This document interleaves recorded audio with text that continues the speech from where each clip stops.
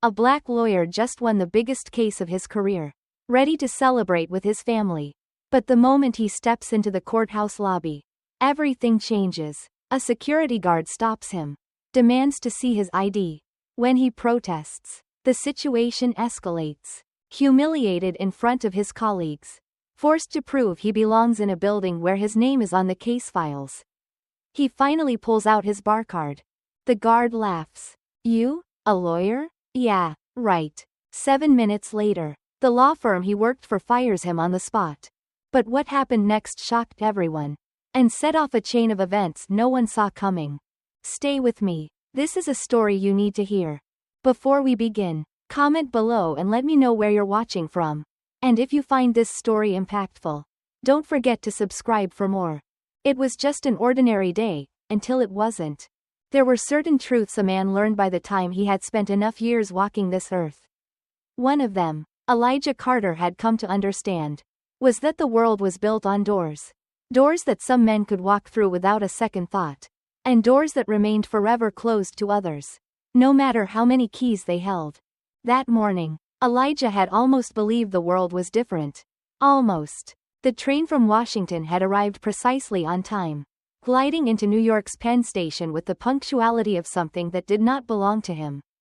He stepped onto the platform, adjusting the cuff of his navy blue suit, his leather briefcase firm in his grasp.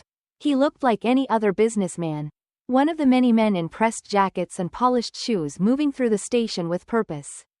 Heading to meetings, making decisions that shaped the world in ways large and small. For a moment, he allowed himself to believe he was just another traveler. Then, the first reminder arrived, as they always did. Quiet, subtle, but unmistakable.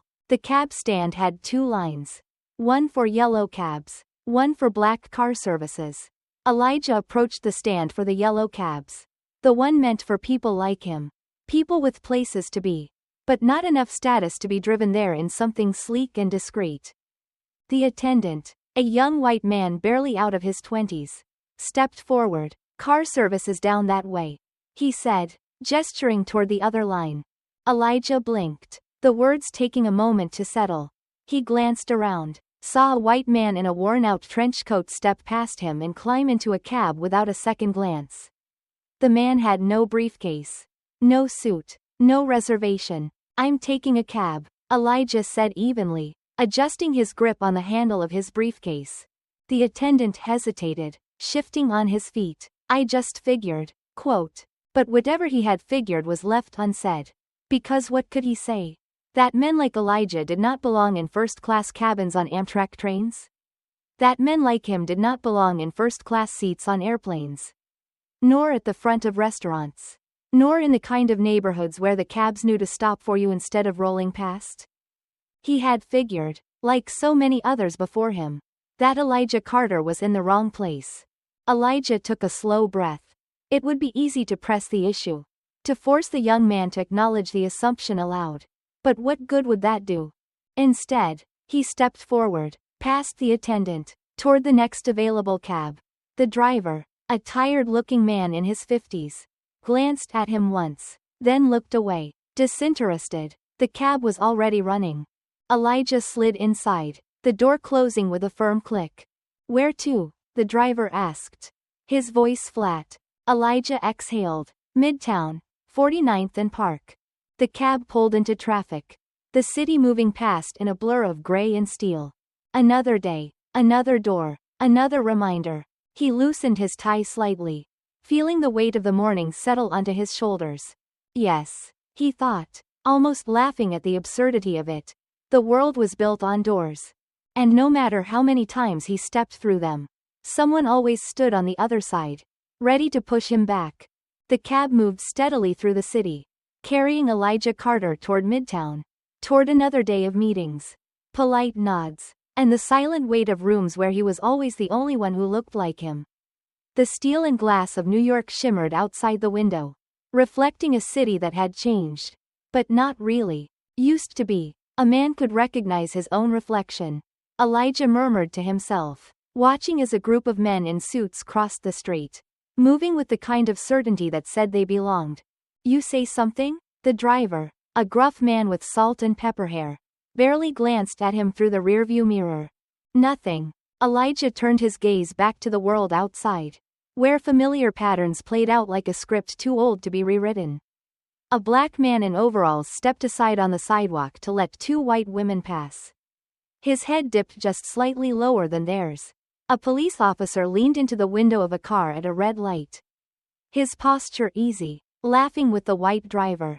On the next block, a young black boy ran out of a corner store, a bag of chips in his hand, before a security guard's eyes snapped to him like a reflex. Watching him too closely, too carefully, Elijah saw it all, the quiet choreography of the city. When the cab reached his building, he stepped out and handed the driver a 20. The man hesitated before taking it, his fingers brushing Elijah's just long enough to communicate something unspoken, something neither of them would say. Inside, the lobby was a sea of marble and glass, designed to remind men like Elijah that they had made it, or, at least, that they were supposed to believe they had. The security guard, a stocky man in a blue uniform, looked up from his desk, eyes scanning Elijah the way security guards in buildings like this always did. Elijah slowed his steps just enough to give the man a chance to catch up to the assumption forming in his mind. "Can I help you?" the guard asked. Elijah reached into his pocket and pulled out his ID badge, letting it dangle between two fingers. "I work here." The guard's expression didn't change, but Elijah saw it, the flicker of surprise, the millisecond where the man had to adjust whatever picture he had drawn in his mind. It was always the same. He had gotten used to it. "Go ahead," the guard said, pressing the button that unlocked the turnstiles. Elijah stepped through, his shoes tapping against the polished floor, the sound steady, deliberate. He had long since learned that the best way to navigate these spaces was with an economy of movement. Be precise, be contained. Inside the elevator, he leaned against the cool metal, exhaling slowly. He had spent years building something that could not be ignored, crafting his career with the precision of a man who knew he had no margin for error. And yet, no matter how far he climbed, there was always an invisible hand reaching for his shoulder, reminding him that he could only go so high before the world would remind him of his place. As the doors slid open onto the 32nd floor, Elijah straightened his tie, squared his shoulders, and stepped out. Another day, another room, another test. Elijah Carter stepped into the conference room, a space designed for men like him but not necessarily meant for them. The walls were lined with books no one read, their spines pristine, props for an illusion of depth. The long glass table was already half filled with men in navy and charcoal suits, their voices a low hum of pleasantries, casual power plays disguised as small talk. Elijah moved with practiced ease, setting his briefcase down, nodding to the necessary people, positioning himself in a way that neither invited nor deterred conversation. It was an art he had mastered. "Elijah, glad you could make it," said Thomas Whitmore, the firm's managing partner, standing at the head of the table. He was the kind of man who was born into rooms like these. His confidence not learned but inherited. "Of course," Elijah replied smoothly, taking his seat. He had been in meetings like this 100 times before, where every word was a careful balance, where every gesture carried weight. It was a meeting about numbers, projections, and strategies, but underneath all of that, it was something else entirely. The first challenge came swiftly. "Before we dive in," Whitmore continued, "let's talk about the Simmons account. Elijah, I know you had some strong thoughts on the matter." The others turned to him, some with polite curiosity, others with skepticism just beneath the surface. Elijah folded his hands together, his face unreadable. He had, in fact, proposed a bold restructuring plan for the Simmons account, one that would break from tradition, challenge the firm's usual approach. It was innovative, necessary. It was also coming from him. "I believe we're looking at this through the wrong lens," Elijah began. "Simmons' numbers have plateaued because we're applying old strategies to new markets. If we restructure our investments and shift focus to underdeveloped sectors, we can." Quote. A throat cleared. "Interesting perspective," interrupted Robert Langley, a senior partner with silvered temples and a voice that always carried just the right weight of authority. But let's not get ahead of ourselves. The traditional model has worked for years. We need to be careful before making radical shifts. There it was, the first step in the dance. Elijah nodded, unruffled. I understand that, but our data shows, quote, I think we should table this discussion for now. Whitmore interjected, his tone pleasant, dismissive. We'll revisit once we have more input from the team. More input. A phrase that meant Elijah's voice alone wasn't enough. That the room had listened, but not heard. The meeting moved on, his proposal buried under layers of polite dismissal. The second challenge came an hour later. After the meeting, as Elijah stepped into the hallway, Langley fell into step beside him. Listen, Langley said, his tone friendly, conspiratorial. I know that must have been frustrating. But you have to understand. Change takes time. You've got a great mind. But sometimes you have to let people catch up. Elijah forced a smile. Of course. Patience is key. Langley chuckled, clapping him on the shoulder. That's the spirit. Just keep your head down. And everything will work out. Keep your head down. Elijah had heard those words before. From mentors. From professors. From well-meaning colleagues who thought they were offering wisdom but were really offering something else. An unspoken rule. The third challenge came when he stepped outside. By the time Elijah left the building, the weight of the morning sat heavy on his shoulders. The cold air was a relief. Crisp against his skin. He was halfway down the block when he noticed them. 2 police officers standing on the corner. Their eyes tracking him as he walked. He didn't change his pace. Didn't reach into his pockets. Didn't do anything that might be perceived as something. But still, they watched. One of them said something to the other. And then they stepped toward him. Elijah slowed, turning just slightly. Sir. One of them called. A moment stretched between them. Yes? The officer hesitated, as if trying to find a reason to have stopped him in the first place. Elijah had seen this moment play out before. The way the mind searched for justification after the body had already moved. Are you heading somewhere? Elijah's jaw tightened just slightly. For lunch. The officer nodded slowly, glancing at his partner, then back at Elijah. The weight of his gaze was familiar. Measuring. Deciding. Elijah said nothing else. Finally, after a long pause, the officer nodded again, stepping back. Have a good one, he said. Elijah walked away, his steps even, controlled. In the span of a few hours, he had moved through 3 different worlds. One where he was dismissed. One where he was advised. And one where he was suspected. He kept walking, his fingers curling into his palms. He had learned, long ago, how to navigate these spaces. But some days, he wondered if they would ever let him stop proving that he belonged in them at all. Elijah Carter had learned long ago that doors could open without ever truly inviting you in.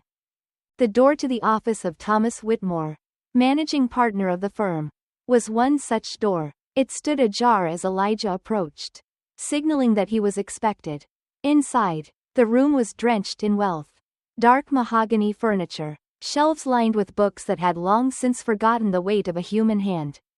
A fireplace flickered through the air outside was warm. A place of power, designed to remind you of who belonged here and who did not. Elijah, come in, Whitmore said, gesturing toward one of the leather chairs opposite his desk. Can I get you something? Coffee? Whiskey? I'm fine, thank you. Whitmore nodded, pouring himself a drink anyway, the amber liquid catching the light as he swirled it in his glass. He settled into his chair, taking a slow sip before speaking. I wanted to talk about the Simmons account, he said finally. I know you were passionate about your proposal in the meeting. Elijah kept his face neutral. But, Whitmore continued, I think we need to consider the optics of making such a drastic change. Especially coming from you. Elijah tilted his head slightly. Coming from me? Whitmore exhaled, as if already weary of the conversation.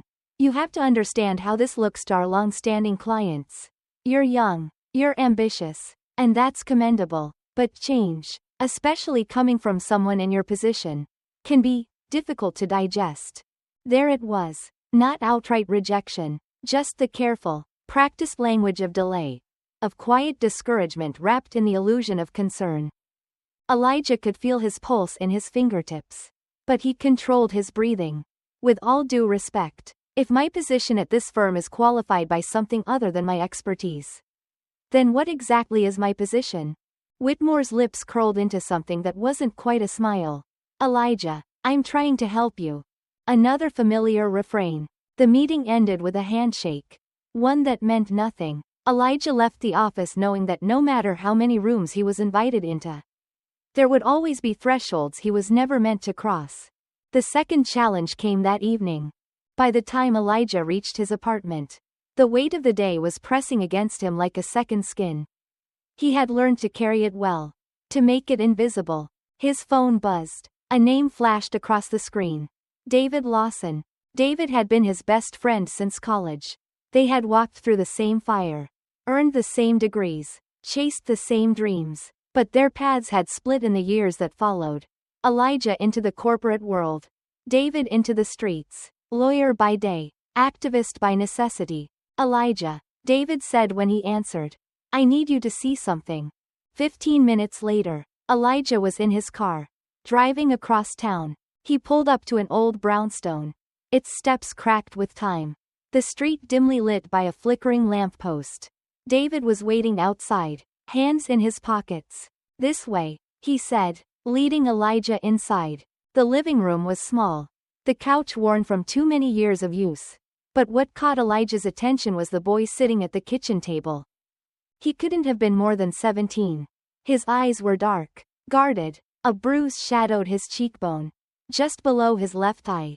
This is Marcus, David said. Elijah nodded. What happened? David exhaled. He was arrested last night. For what? David looked at Marcus, giving him space to answer. The boy's voice was low, cautious. They said I fit the description. Elijah felt something clench inside him. And what was the description? Marcus hesitated. Black, male, about 6 feet. Elijah closed his eyes for a moment. He had heard this story before, more times than he could count. They let him go this morning. David said. No charges, no explanation. Of course not. Elijah turned to Marcus. What do you want to do? The boy looked at him, his jaw tightening. What's the point? He asked. I could have all the proof in the world, and it wouldn't matter. David met Elijah's gaze, his expression sharp with meaning. Elijah sighed, rubbing his hands together. Marcus, let me tell you something. I walk into boardrooms every day with a suit they can't ignore and a resume they can't question. And still, I find myself having to prove that I belong. Every single day. Marcus frowned. So what do you do? Elijah leaned forward. I make them uncomfortable. The boy's eyes flickered with something.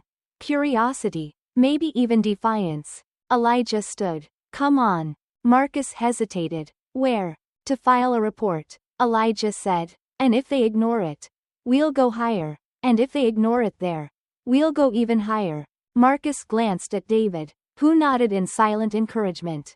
Slowly, the boy stood. As Elijah led him toward the door, David clapped a hand on his shoulder. Maybe it's time you started making them uncomfortable, too. Elijah knew exactly what he meant. The third challenge came before dawn. By the time Elijah returned home, the city was settling into its early morning hush. He leaned against the counter in his kitchen, staring at his reflection in the darkened window. His phone buzzed again. This time, it was an email. Subject: Firm leadership opportunities. Elijah's heart slowed as he read the first few lines. We appreciate your continued contributions to the firm. However, after much discussion, we have decided to move forward with other candidates for the upcoming leadership position. We encourage you to remain engaged in future opportunities. He stopped reading. He didn't need to see the rest. This wasn't a rejection of his qualifications. It was a rejection of his presence. He let out a slow breath, closing his eyes. The question wasn't whether he was ready to fight. The question was how far he was willing to go. Elijah had learned to read between the lines.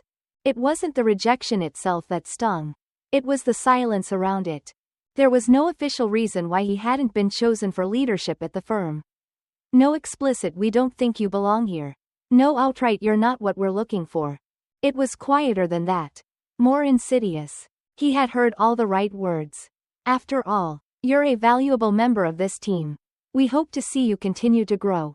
This just isn't the right time. But beneath it, there was something else, something unspoken. The silence between the words told the real story. The first challenge came at dawn. Elijah didn't sleep that night. By morning, he was sitting in the small diner 2 blocks from his apartment, stirring a cup of coffee that had long since gone cold. David slid into the booth across from him, looking like he'd barely slept either. "So what's next?" David asked, signaling for the waitress. Elijah exhaled slowly, staring at the thin lines of steam rising from his cup. "I could stay," he said finally. "Keep my head down, prove myself all over again. Wait another 5 years for another chance that won't come." David leaned back in his seat, folding his arms. "That's what they want you to do." Elijah met his gaze. "What would you do?" David smirked. "You already know the answer to that." Of course he did. David had walked away from the corporate world years ago, refusing to play a game where the rules were set against him. He had traded firm offices for courtroom battles, board meetings for protests in the street. But Elijah had always been different. He had believed, maybe foolishly, that he could change the system from within. "You remember Professor Gaines?" David asked suddenly. Elijah nodded. The man had been their mentor in law school. "Tough as hell, but brilliant," he used to say. "If they won't give you a seat at the table, build your own damn table." Elijah chuckled dryly. "Easier said than done." David tilted his head. "Is it?" The second challenge came that afternoon. When Elijah walked into the firm, he could feel the weight of eyes on him. They weren't looking at him. Not directly. They were aware of him. It was the same awareness that settled in a room whenever he walked into a meeting. Whenever he spoke up. Whenever he didn't sit quietly in the background like they expected. The same awareness that had followed him since childhood. The subtle shift in energy when he walked into a store. The too polite tone of a cashier. The extra beat of hesitation before a handshake. But today, it was different. Today, they knew. The news had traveled fast. Elijah Carter had been passed over. The younger associates looked at him with a mix of sympathy and quiet fear, wondering if the same fate awaited them.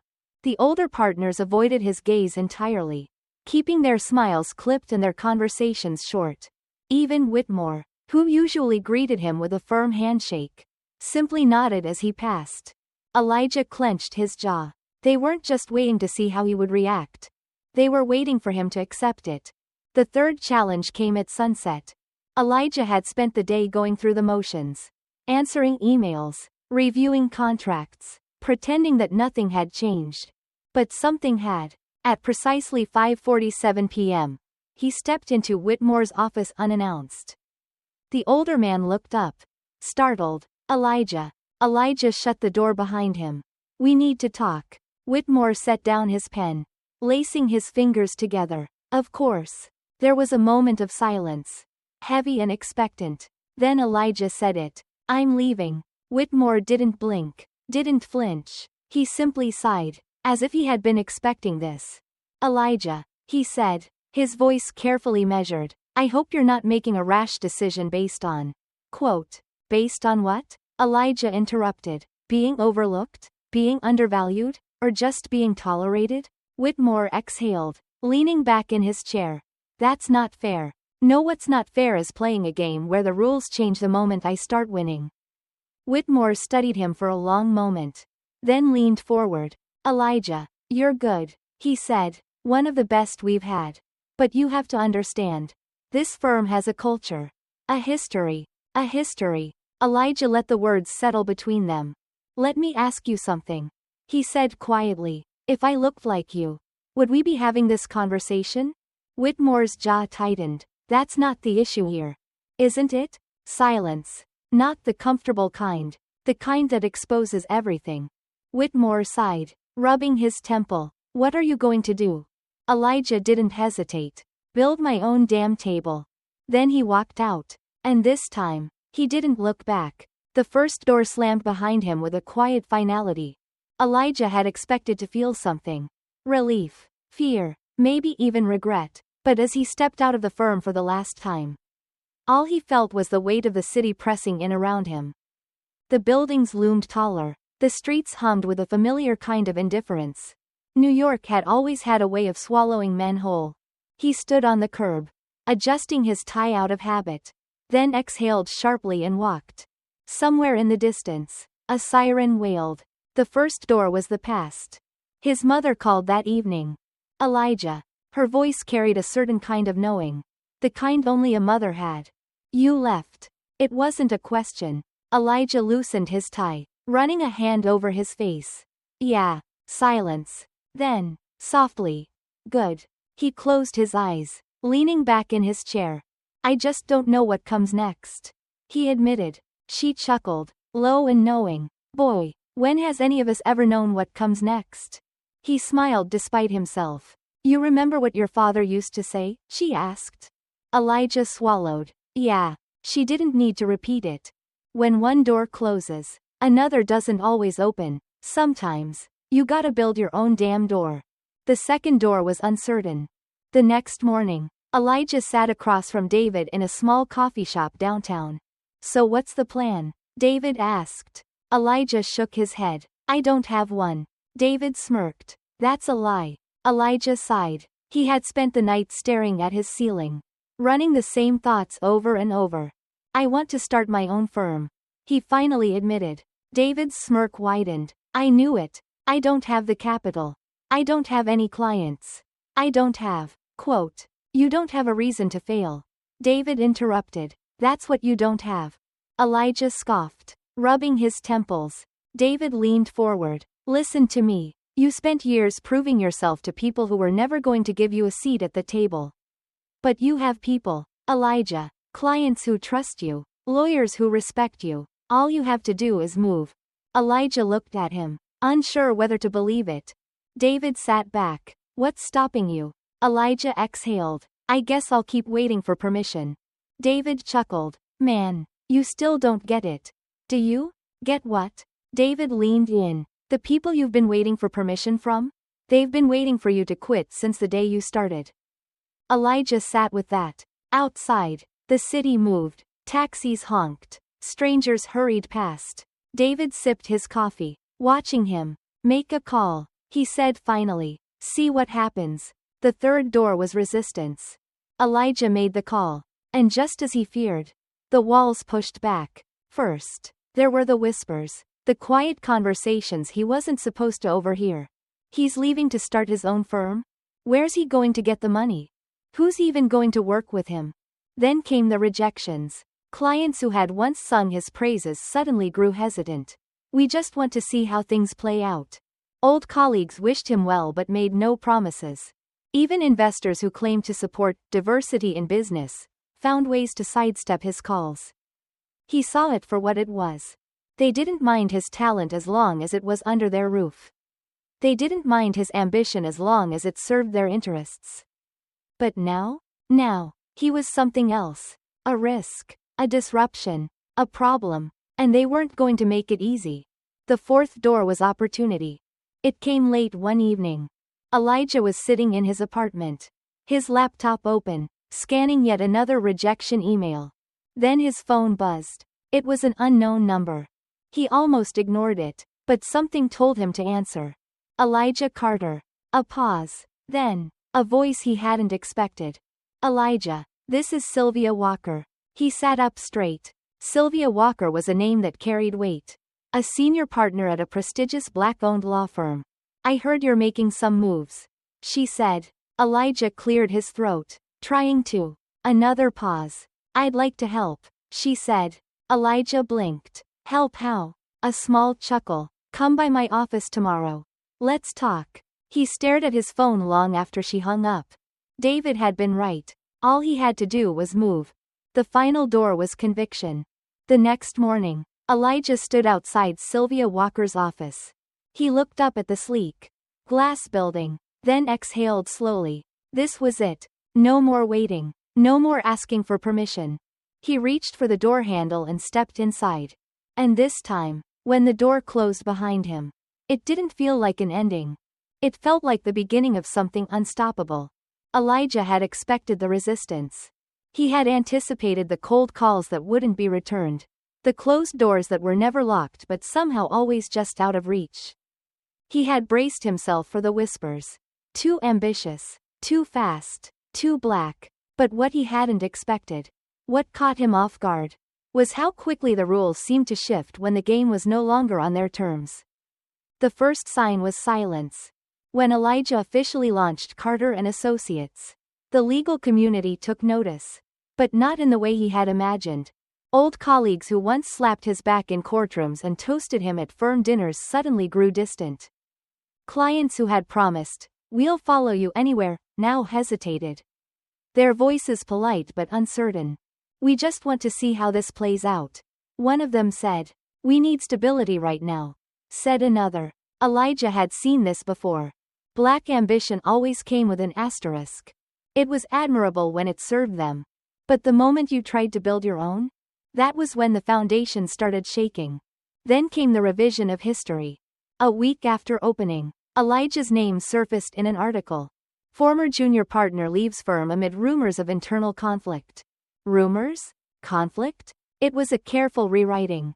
One that turned his departure into a spectacle rather than an inevitability. It wasn't about his talent. It wasn't about the years of work. The long nights. The wins he had stacked higher than some senior partners. No. It had to be about something else. Something unprofessional. Something unstable. Something messy. And that was how the world worked. Wasn't it? When a white lawyer left to start his own practice, he was called entrepreneurial. When a black lawyer did the same, he was called a problem. Elijah read the article twice. Then he closed his laptop and went back to work. The next attack came from the bank. He had done everything right. Met with the executives, laid out the business plan, provided the records, the projections, the proof that Carter and Associates wasn't just a dream but a reality waiting to take flight. Still, the man sitting across the desk had sighed and folded his hands. "You have to understand," he said in that patronizing way that made Elijah's teeth clench. "The Risk Assessment Committee has some concerns." Elijah nodded slowly. "Concerns?" The man cleared his throat. "It's just, startups in your industry are notoriously difficult to sustain. We're simply suggesting you establish a longer track record before we approve this line of credit." Elijah leaned forward. "A longer track record," he repeated. "I was at my last firm for nearly 15 years. I brought in more revenue than half the partners combined. What kind of track record are we talking about?" The man smiled, tight-lipped. "It's just policy." Elijah had heard those words before. Back when he was a child, a shopkeeper had followed him and his father around the store. Back when his mother had been denied a home loan despite having perfect credit. Back when his college professor had told him, "Law is a tough field. Maybe consider something else." Policy. A word that carried weight without explanation. A door disguised as a wall. Then, there was the moment that told him everything. 2 days later, David called. "Elijah, listen." There was something in his voice. Something off. "What's wrong?" David hesitated. "I just got a call from a friend at the firm." Elijah waited. "They're trying to discredit you." A beat of silence. "How?" "They're saying you left because of ethical concerns. That some clients weren't happy with how you handled their cases." Elijah exhaled slowly. "They're trying to kill you before you even start." David sighed. "They're scared. Man, you're doing what they never thought you could do." Elijah's grip tightened around his phone. This was the playbook. First, they isolate you. Then, they rewrite your story. And if that doesn't work, they destroy your name. But what they never understood was this. Elijah had never been afraid of their game.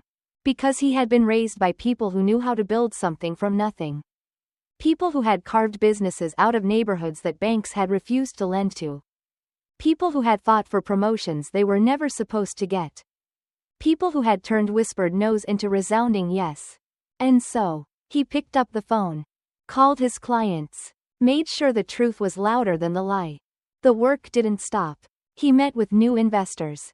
Filed new cases. Made it clear that Carter and Associates wasn't just a law firm. It was a statement. By the end of the month, they had secured 3 major clients. By the end of the year, they were expanding. And by the time the firm that had tried to erase him realized their mistake, it was too late. Elijah wasn't just a name in a headline anymore. He was the name on the door. And no one could take that away from him. There was always a moment when the illusion of safety cracked. For Elijah Carter, that moment arrived in the form of a letter. A single sheet of paper. Cream-colored, expensive, embossed with the name of his former law firm. But the words it carried were anything but refined. Cease and desist. It was written in the cold, impersonal language of legal threats. Phrases carefully measured to strip meaning from malice. Your firm's operations have encroached upon protected clientele relationships. Your recent public statements constitute defamatory allegations against your former employer. Failure to comply will result in legal action. Elijah read it twice, then a third time. They were calling him a thief.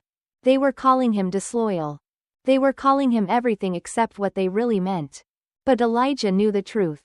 They had underestimated him. They had thought he would fold. And now, watching him build what they never believed he could, they wanted him back in his place. Back underneath. His phone rang minutes later. David's voice was tense. They're not just sending letters. Elijah. Elijah sat at his desk, gripping the armrests of his chair. Go on. They've been calling your clients. Trying to scare them. Saying you're being investigated. Saying they should reconsider doing business with you. Elijah leaned forward, rubbing his temple. He had expected resistance. But there wasn't resistance. This was sabotage. He should have been angry. Instead, he felt something colder, something sharper, a clarity. They were proving exactly why he had left in the first place. The silence of power was the loudest sound in the world. It rang through the empty courtroom the following week, where Elijah sat across from a senior partner of his former firm. James Holloway, the same man who had once shaken his hand at a firm gala and called him one of the good ones. The same man who had once told him, "You've got a future here, Elijah, if you just keep your head down." Now, Holloway sat with a team of lawyers. His expression unreadable. "Mr. Carter," he began, voice smooth, even, "this doesn't have to be unpleasant." Elijah folded his hands on the table.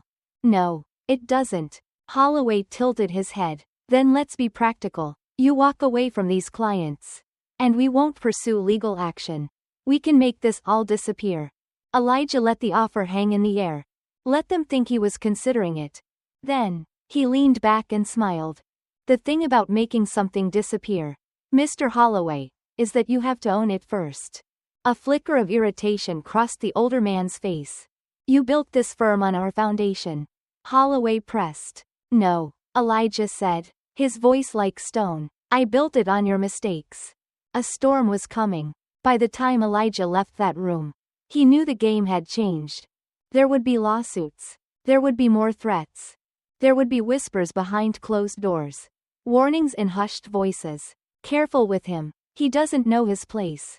But Elijah also knew something else. They were afraid. Afraid of the ground shifting beneath them. Afraid of the lie unraveling.